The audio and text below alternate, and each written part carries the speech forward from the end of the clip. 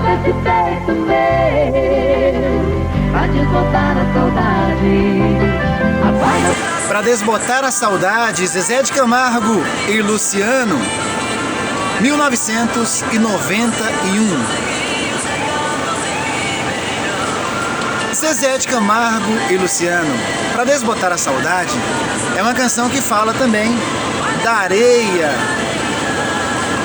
das águas, da saudade, da solidão, da solitude, tudo mais. E isso foi lançada no álbum de 1991 da dupla Zezé de Camargo e Luciano, que foi o grande álbum de estreia que levou a dupla aos holofotes nacionais, que levou a dupla sertaneja aos holofotes nacionais. Lançado pela Copacabana, o álbum vendeu 1.900.000 cópias, ganhando aí o disco de diamante e consagrando a canção É o Amor, composição essa de Zezé de Camargo, que foi feita aí em última hora.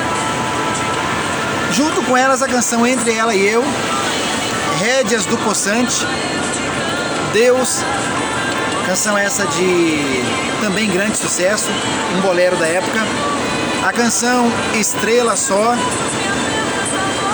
junto com outras canções que se destacaram, Quem Sou Eu Sem Ela, Quem Sabe de Mim Sou Eu, Pouco a Pouco.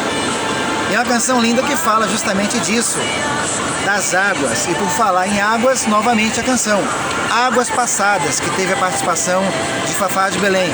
Canção essa composta por Paulinho Rezende e Paulo De Bétio, entre outras canções que se destacaram e colocaram a dupla Zezé de Camargo e Luciano sobre os corações, sobre o cenário nacional. E você, curtiu esse álbum? Viveu essa época de 1991? Se sim, comente aqui embaixo. Ou diga em que parte da sua vida as águas têm relação com seus amores, com seus romances, com as épocas em que vocês viveram. Compartilhe aqui comigo. Um abraço a todos e estamos conectados.